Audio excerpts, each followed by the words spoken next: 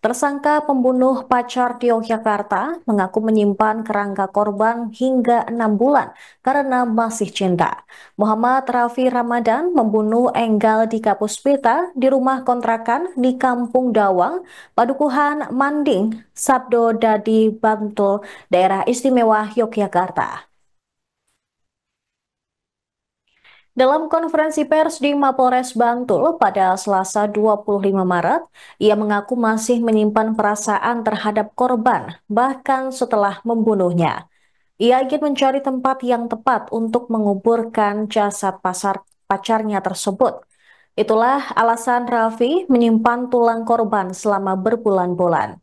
Sementara itu, Kasat Reskrim Polres Bantul, Ibtu Iqbal Satya Bimantara menjelaskan, pembunuhan terjadi pada 25 September 2024 di kontrakan mereka.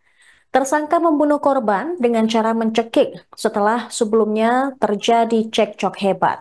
Setelah membunuh, Raffi tak segera membuang jasad korban, melainkan menyimpan mayat di kontrakan dan tetap tinggal bersama jasad hingga 9 Oktober 2024.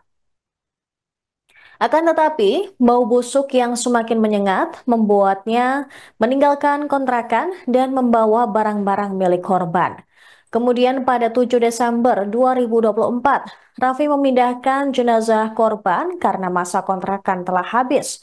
Ia membersihkan tulang korban dan memasukkannya ke dalam kantong plastik hitam, lalu membawanya ke rumah orang tuanya di Gading Lumbung, Dono Tirto Kretek, Bantul.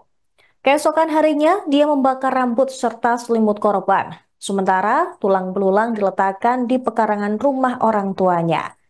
Pada 12 Desember, kantong plastik berisi tulang dari pacarnya itu dibawa ke rumah kontrakan temannya di Condong Catur, Depok, Sleman, dan ditinggalkan di sana. Pada 13 Desember 2024, kantong plastik tersebut sempat dibawa oleh tukang sampah. Namun Raffi berhasil menemukannya kembali, kemudian membawa tulang itu ke sebuah losmen di Jalan Kaliurang, Pakem, Sleman, dan membersihkannya menggunakan air serta deterjen. Setelah itu, tulang-tulang tersebut kembali dibawa ke rumah orang tuanya di Donotirto. Akhirnya, pelaku ditangkap pada Kamis 20 Maret 2025 dan polisi menemukan tulang yang telah dibersihkan tersebut. Mas menyimpan mayat dari pacar korban itu untuk menghilangkan jejak atau seperti apa? Karena apa latar belakangnya menyimpan? Ya jujur, waktu awal saya membuka kembali kamar itu kan sudah menjadi kerangka ya. Di situ saya sudah kepikiran untuk segera menguburkan korban. Tetapi saya tidak punya lahan untuk itu, Pak. Kalau misalnya pekarangan di sebelah rumah ayah saya itu masih punya ayah saya, mungkin saya kuburkan di situ. Tapi saya masih bingung waktu itu dengan mau dikuburkan di mana. Jadi dengan itu saya putuskan untuk menyimpan sampai saya menemukan tempat yang tepat untuk menguburkan tulang tersebut. Awal kenal dengan korban dari mana? Awal kenal dengan korban itu kemungkinan sekitar tahun 2019, Pak. 2019 itu teman korban SMK itu juga teman saya kuliah. Gitu. Jadi nomor kontak korban itu dipromot melalui WhatsApp dan saya juga melihat dan berkenalan lewat situ seperti itu.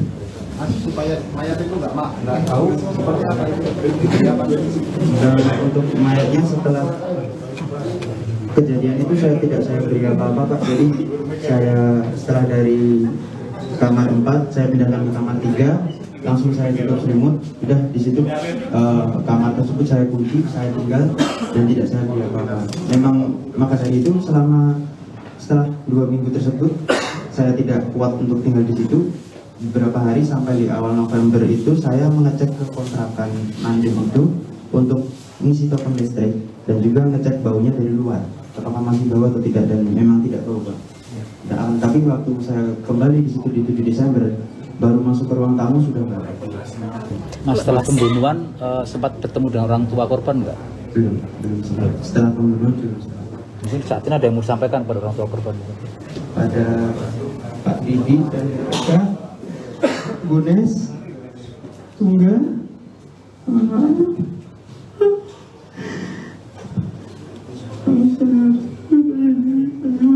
saya sangat ingat.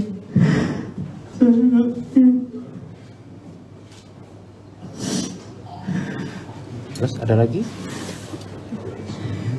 Saya mohon maaf.